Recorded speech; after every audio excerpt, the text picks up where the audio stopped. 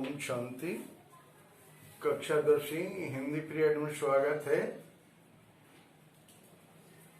क्षणिक अपने अपने इष्ट को श्रुता करेंगे सभी विद्यार्थी।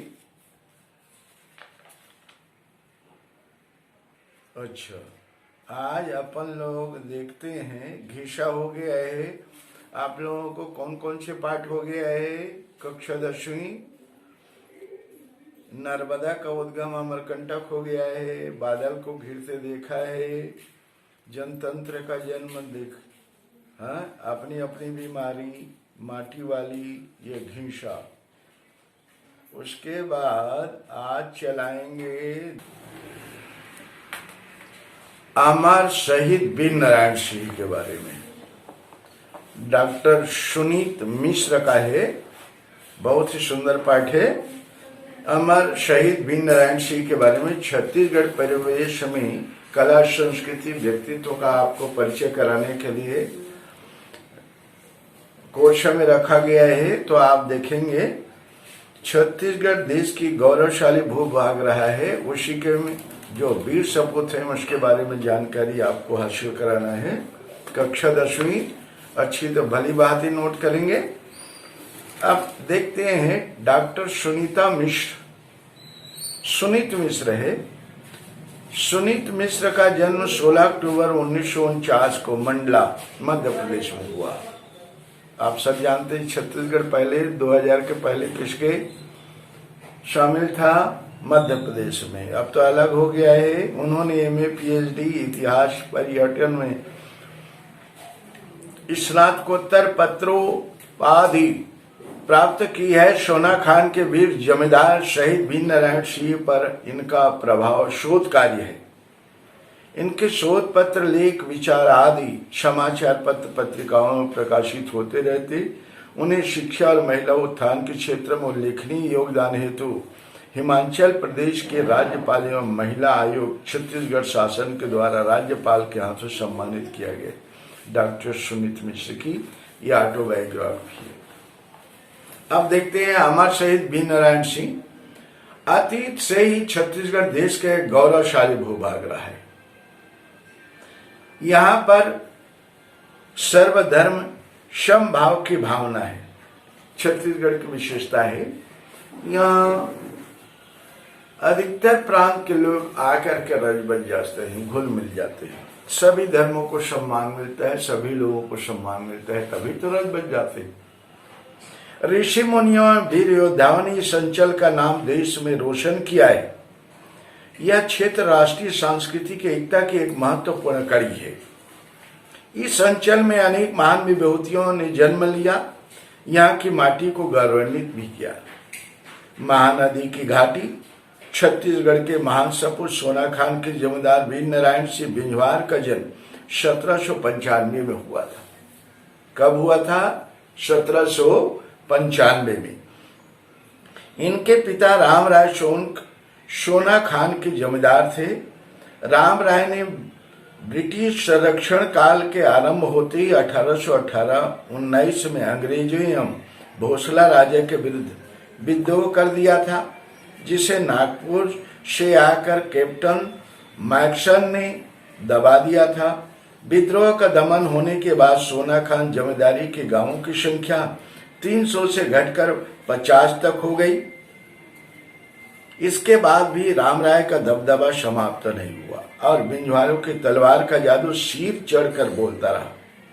1830 ईस्वी में राम राय की मृत्यु के पश्चात नारायण सिंह 35 वर्ष की अवस्था में जमींदार बने। कितने वर्ष की अवस्था में जमींदार बने? 35 वर्ष। नारायण सिंह धर्मपरायण थे, धर्म को मानने वाले थे। रामायण महाभारत में उनकी रुचि थी। गुरुओं से धर्म संबंधी, नीति संबंधी शिक्षा लेते थे। बाल्यकाल से ही तीर धनुष बंदूक चलाना सीख चुके थे। मृदुभाषी, मिलनसार, परोपकारी प्रवृत्ति के कारण वे जन संपर्क में विश्वास रखते थे। लोकोत्सव आदि में सम्मिलित होते थे। वे अपने कबरे घोड़े पर सवार होकर गांव-गांव भ्रमण कर जन समस्याएं सुनते थे। उन्होंने तालाब खुदवाना, वृक्ष लगवाना, पंचायतों के माध्यम से जन समस्याओं का समाधान करना जैसे महत्वपूर्ण कार्य किए। सोना खान में राजा सागर, रानी सागर और नंद सागर 3 तालाब हैं जो इस जमींदार की सच्ची लोक कल्याणकारी नीतियों के साक्षी हैं। उन्होंने स्वयं नंद सागर के आसपास वृक्षारोपण करके नंदन वन का रूप दिया था। उनके पिता ने जीते जी जो परंपराएं शुरू की थी उन्होंने तथा उनके पुत्र गोविंद सिंह ने उनका पालन किया। अन्याय शोषण के विरोधी वीर नारायण सिंह के अल्पायु से ही अपने पिता के संघर्षों में साथ रहते थे। उनमें अपने पूर्वज विषय ठाकुर जैसे दृढ़ता, फतेह नारायण सिंह जैसे धैर्य और साहस तथा पिता रामराज जैसा जन नेतृत्व करने की अपूर्व क्षमता थी, जो अंग्रेजों के विरुद्ध संघर्ष में देखने को मिली। जमींदार बनते ही उन्होंने सभी जनप्रिय गुणों का साक्षात्कार होने लगा।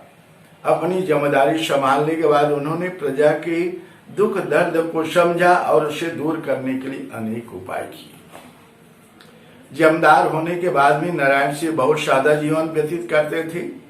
उनका मकान बड़ी हवेली या किला नहीं था, बल्कि बांस और मिट्टी से बना साधारण मकान था। वे आम जनता के बीच समरस होकर ही अपने क्षेत्र का दौरा करते थे, रैयत की समस्याओं एवं कठिनाइयों का हल खोजते थे। 1854 के प्रारंभ में नागपुर राज्य के साथ छत्तीसगढ़ क्षेत्र भी अंग्रेजी राज्य में मिला लिया गया। नागपुर राज्य के साथ छत्तीसगढ़ क्षेत्र भी अंग्रेजी राज्य में मिला लिया गया। कैप्टन इलियट ने इस अंचल की जमींदारियों का दौरा करके सरकार को रिपोर्ट भेजी। नए ढंग से टकोली माने लगान नियत किया, जिसका व्यापक प्रतिक्रिया हो। नारायण सिंह ने अंग्रेजों की इस नई नीति का खुल करके विरोध किया।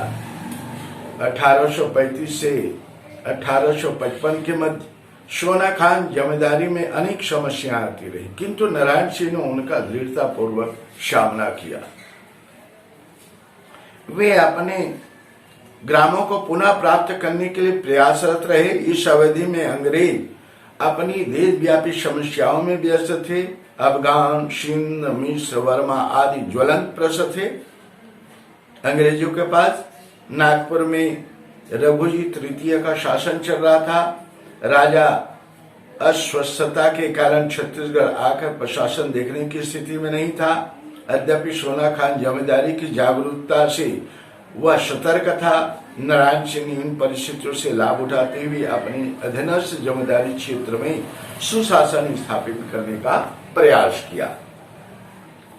सोना खान जमींदारी से टकोली की अदायगी न होने के कारण रायपुर में deputy commissioner C Elliot Narayan Singh के प्रति पूर्वाग्रह से ग्रस्त था। मतलब पहले से उनके प्रति ग्रंथि खराब थी, सोच खराब था। वह उन्हें दंडित करने की प्रतीक्षा में था कि कोई न कोई बिंदु मिले तब उसको सबक सिखाए। मिल गया। इनके लिए वह सूक्ष्म कारणों को भी खोजने में सक्रिय था। उसने नागपुर के कमिश्नर को शिकायत की कि मेरी दृष्टि में जमींदार का व्यवहार असहनीय अत्याचारपूर्ण है। ऐसी स्थिति में उसे खालसा के व्यापारी माखन के गोदाम को जमींदार द्वारा लूटे जाने की सूचना प्राप्त हुई। अतः डिप्टी कमिश्नर ने नारायण सिंह को बुलवाया, परंतु आदेश की अवहेलना होने पर उनके खिलाफ गिरफ्तारी वारंट जारी कर दिया। बात हुआ यह था कि सन 1856 में छत्तीसगढ़ में सूखा पड़ा, जिसमें नारायण सिंह की जमींदारी के लोग दाने दाने के लिए तरसने लगे। खालसा गांव के माखन नामक व्यापारी के पास अन्न के विशाल भंडार थे। नारायण सिंह के असह्य था कि जनता भूखी मरती रहे, व्यापारी अनाज भंडारों में जमा करते रहे। अतः नारायण सिंह ने भंडारों के ताले तोड़ दिए। उसमें से उतना अनाज निकाल लिया जो भूख के शिकार किसानों के लिए आवश्यक था।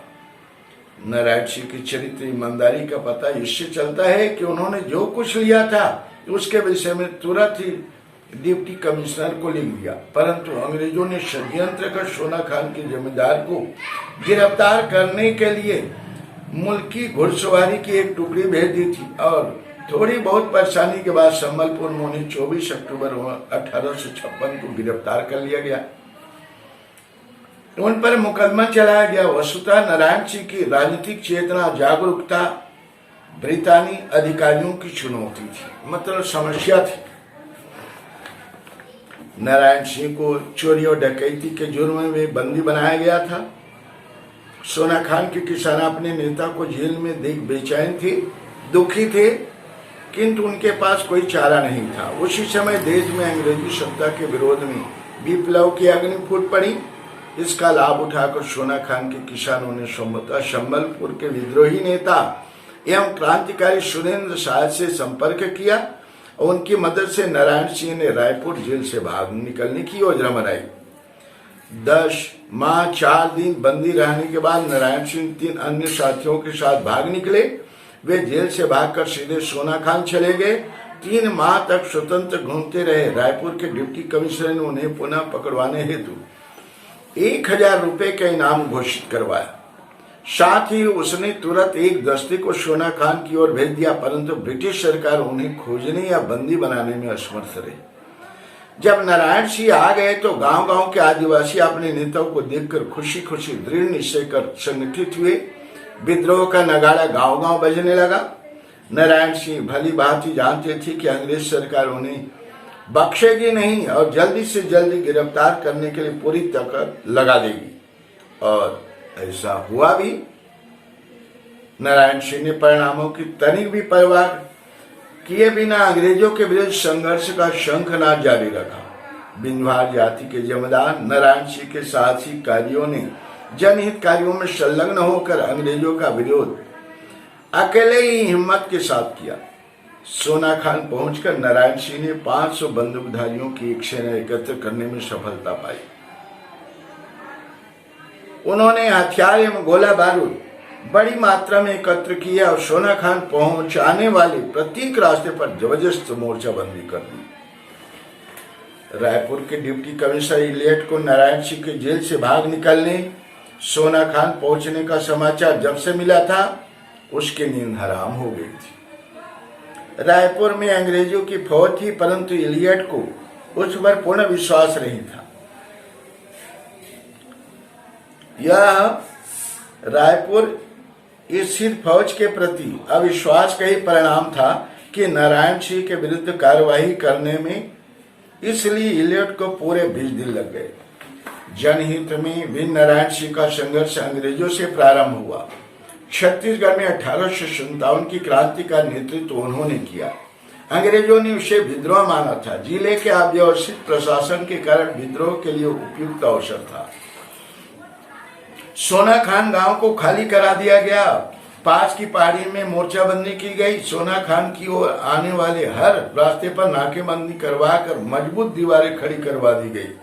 निकट के गांव से रसद, शस्त्र, गोला बारूद आदि इकट्ठे किए और साहस के साथ मोर्चा संभाला। उन्होंने अंग्रेजों के विरुद्ध खुली बगावत का ऐलान कर दिया था। उनकी गिरफ्तारी अंग्रेज डिप्टी कमिश्नर के लिए प्रतिष्ठा का प्रश्न बन चुकी थी। तो वीर नारायण सिंह के लिए आत्मसम्मान और देश की सुरक्षा और आजादी की बात भी बन गई थी। लेफ्टिनेंट ग्रांट के नेतृत्व में पैदल एवं घुड़सवार सेना की एक टुकड़ी बिलासपुर से रवाना हुई, जो रायपुर जिले के उत्तरी क्षेत्र और नर्मदा क्षेत्र के रामगढ़ एवं सोहागपुर क्षेत्र में क्रांतिकारियों की गतिविधियों को रोकने हेतु भेजी गई। वीर नारायण सिंह के नेतृत्व में सोना खान गांव के आसपास के सभी किसान संगठित हो गए। उन्होंने शपथ ली कि वे उनके नेतृत्व में प्राणों की बलि देने के लिए तैयार है। वस्तुतः यह छत्तीसगढ़ का पहला किसान संगठन था। वीर नारायण सिंह छत्तीसगढ़ के प्रथम किसान नेता थे। किसानों में चेतना फैलाकर उनकी शक्ति को संगठित कर अत्याचारी शासन से लोहा लेने का कार्य प्रथमतः वीर नारायण सिंह ने किया। उनकी सेना में किसान भी भर्ती हुए, किंतु उनके पास न तो पर्याप्त हथियार थे न कोई सैनिक प्रशिक्षण, किंतु उनके पास अटूट मनोबल था और था स्वाधीनता के लिए संघर्ष का संकल्प। अत्याचार अन्याय से लड़ने की प्रेरणा थी। अटूट मनोबल से बड़ा कोई हथियार नहीं होता। देखते ही देखते सोना खान गांव ये अंग्रेज फाउनी में बदल गई। जंगल के बीच बसी इस आदिवासी गांव में तीर कमानों बंदूकों की झनकार सुनाई पड़ने लगी। स्वाधीनता के संघर्ष की पहली झनकार सोना खान के जंगलों से ही उठी थी। आप हेडिंग पॉइंट क्या देख रहे हैं? क्या देख रहे हैं? हेडिंग पॉइंट शहीद वीर नारायण सिंह छत्तीसगढ़ प्रवेश कला संस्कृति एवं व्यक्ति। आप छत्तीसगढ़ के वीर सपूतों के बारे में, स्वाधीनता संग्राम में योगदान के बारे में देख रहे हैं। इसी बीच अंग्रेजों के नेतृत्वकर्ता स्मिथ को मंगलनामा व्यक्ति से सूचना मिली कि समया भाव के कारण नारायण सिंह नाकेबंदी का कार्य पूर्ण नहीं कर सका है। अवरोध हेतु खड़ी दीवार अपूर्ण है। स्मिथ ने अपने अधीनस्थ जमींदारों के कतिपय सहायकों को घाटी की पूर्ण नाकेबंदी हेतु आदेशित किया तथा 80 सैनिक और नियुक्त किए। स्मिथ को अपनी फौजी तैयारी में रायपुर में 20 दिन, खरौद में 8 दिन लगे थे। स्मिथ खरौद से रवाना होकर पहले नीमतल्ला फिर देवरी पहुंचा। 30 नवंबर 1857 की बात है। देवरी जमींदार स्मिथ के स्वागत के लिए तैयार ही बैठा था। देवरी का जमींदार रिश्ते में नारायण सिंह का काका लगता था। उसकी नारायण सिंह से खानदानी शत्रुता थी। स्मिथ ने देवरी जमींदार को हथियार की तरह उपयोग किया। जयचंदों और मीर जाफरों ने ही इस देश को सदा विरोधी शक्तियों के हाथ बेचा है। कहने घर कभेदी लंकट आए। बात वही हुआ। उनके काका अंग्रेजों से जा मिले। देवरी का जमींदार देवरी से स्मिथ ने ऐसी व्यवस्था की कि नारायण सिंह को सोना खान से बाहर कहीं से भी कोई सहायता न मिल सके। सोना खान जंगल और पहाड़ों से घिरा एक किले के समान है। सोना खान की ओर प्रवेश के सारे रास्तों का अवरुद्ध कर स्मिथ 1 दिसंबर 1857 को प्रातःकाल देवरी से सोना खान पर आक्रमण करने हेतु रवाना हुआ। आक्रमण के समय देवरी जमींदार महाराज साय और श्रीनारायण का बाला पुजारी भी साथ थे। देवरी जमींदार स्मिथ की फौज का पथ प्रदर्शन कर रहा था। स्मिथ की फौज जब सोना खान से 3 फरलांग दूर रह गई थी तब एक नाला पड़ा। उस समय 10 बजा होगा। नारायण सिंह के सिपाही ने स्मिथ की सेना पर अकस्मात हमला कर दिया। दोनों सेनाओं में घमासान युद्ध प्रारंभ हो गया। तो बंदूकों से हमले प्रारंभ हो गए। स्मिथ लिखता है, किंतु हम आगे बढ़ते रहे। सुरक्षित रूप से दोपहर तक सोना खान पहुंच गए। हरि ठाकुर का मत है कि प्रारंभ में 10 बजे स्मिथ को प्रथम आक्रमण के समय भारी नुकसान हुआ था, परंतु ठीक समय पर सैन्य मदद मिल जाने से वे आगे बढ़ते ही चले गए। नारायण सिंह के सिपाही इस वार को रोकने में समर्थ रहे। अतः नारायण सिंह जंगलों की ओर चले गए ताकि अवसर मिलते ही पुनः आक्रमण कर सके। स्मिथ ने लिखा है कि हम शीघ्रता से पैदल ही नारायण सिंह के घर तक गए। यह भी अन्य गांव की तरह रिक्त था। हमने वहां गोली चालन किया। उसके घर से पहाड़ियों तक पहरा लगवा दिया, किंतु पहाड़ियों पर तब तक हमला न करने का दृढ़ संकल्प किया था जब तक कि कटंगी से लोग सहायता के लिए न आ जाएं, ताकि दोनों ओर से उन पर हमला किया जा सके। पहाड़ी के ऊपर से भीषण गोलीबारी कर नारायण सिंह ने स्मिथ को एक बार के लौटने पर विवश कर दिया। तत्पश्चात खाली ग्राम में स्मिथ ने आग लगा दी। गांव के लोग पहाड़ी पर से यह दृश्य देख रहे थे। जंगल के दूसरी ओर से नारायण सिंह की सेना ने गोलियों की बौछार शुरू की। फलस्वरूप स्मिथ को अपनी जान बचाने हेतु गोलियों के पहुंच से दूर गांव से हटने को बाध्य होना पड़ा। रात्रि में स्मिथ ने व्यक्तियों का लगातार आगमन देखा। जलते हुए सोना खान ग्राम के उस पार पहाड़ियों में हलचल देखते हुए स्मिथ की यह रात्रि बेचैनी से व्यतीत हुई। स्मिथ लिखता है कि वह रात अंधेरी थी, किंतु हमें चंद्रमा के प्रकाश तथा हमारे सामने धधकते हुए ग्राम से लाभ हुआ। सोना खान धो धो कर जल रहा था।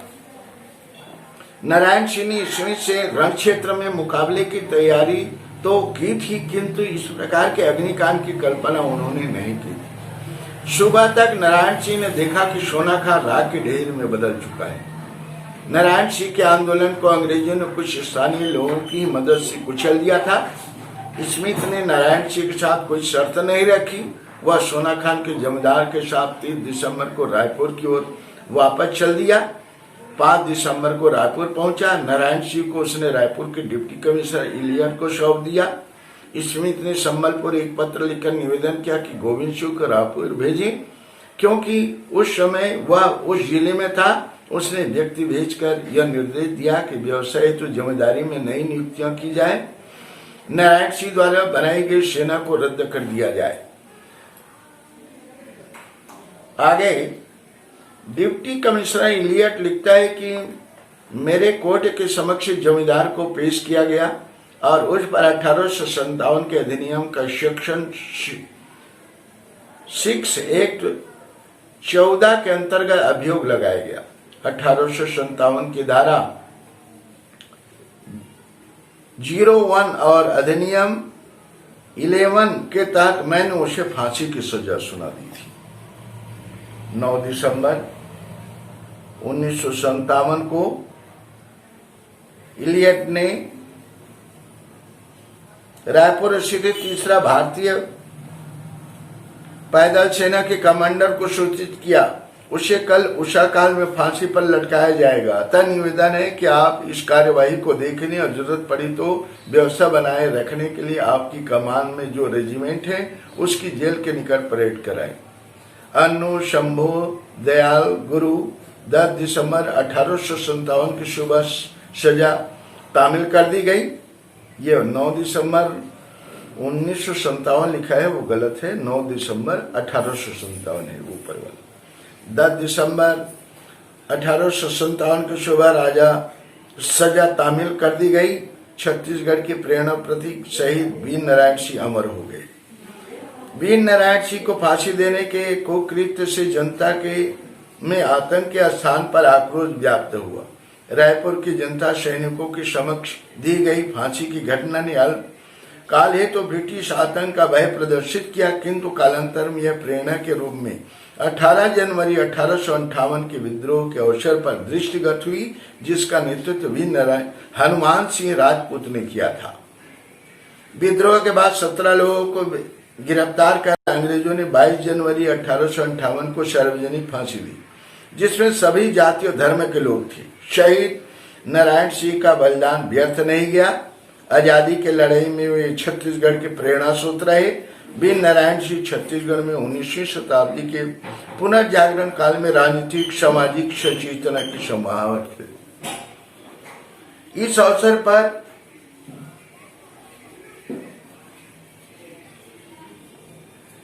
देश की स्वाधीनता आंदोलन में भाग लेते हुए छत्तीसगढ़ के वीर सेनानी शहीद हो गए। हमारे लिए गौरव की बात है कि छत्तीसगढ़ में स्वाधीनता के लिए पहला बलिदान देने वाला एक जमींदार आदिवासी वीर था, जिसने यह सिद्ध कर दिया कि स्वाधीनता के अग्नि क्षेत्र के आदिवासियों के हृदय में भी बराबर धधक रही थी। जेल की कैदियों और जनता ने भी 10 दिसंबर 1857 को मातम मनाया, वीर साथी को श्रद्धांजलि अर्पित की। छत्तीसगढ़ के स्वतंत्रता संग्राम की यह चिर स्मरणीय घटना है। वीर नारायण सिंह के वंशज व क्षेत्र की जनता आज भी सोना खान जाकर श्रद्धा सुमन अर्पित करती है। नारायण सिंह की वीर गाथा घर घर में व्याप्त है। गर्व के साथ जनता वीर नारायण सिंह यह कहकर याद करती है, वीर नारायण तुम्हारी वीरता बलिदान से आग के शोले निकलते अब भी सोना खान से। शहीदों व सेनानियों के बलिदानी गौरव का प्रतीक देश में तिरंगा ध्वज फहर रहा है बड़ी शान से। बहुत ही सुंदर बात है। इस तरह से शहीद वीर नारायण सिंह का आपने स्वतंत्रता संग्राम में किस तरह से बिगुल बजाया, किस तरह से अपनी जिम्मेदारी की संभाल करते हुए प्राणों को निछावर किया, इसके बारे में जानकारी हासिल किया। और आपको करना है सभी विद्यार्थियों को पाठ से है प्रश्न, 6-7 प्रश्न है, पाठ के आगे में है, भाषा के बारे में है, ये सभी आपको लिखना है। ठीक है, सभी लिखेंगे विद्यार्थी, सभी लिखेंगे। बहुत ही सरल है। इस तरह से यह पाठ समाप्त हो गया। आप जाते जाते परमात्मा को सुरता करेंगे। भारती चंद्रा जी आ जाओ। परमात्मा को पुनः जाते जाते याद करेंगे। सभी विद्यार्थी अपनी फेयर कॉपी में प्रश्न उत्तर लिखेंगे, व्याख्या लिखेंगे। ठीक है, और उसको याद भी करना है, सिर पर लिख करके छापाखाना नहीं बनाना है। ठीक है, सबको मंजूर है? कल ही लिख डालो, ऐसी बात नहीं, 2 दिन 4 दिन में लिख सकते हैं कि नहीं? हाँ, लिखिए और याद कीजिए, याद करते रहेंगे। ठीक है, मंजूर है?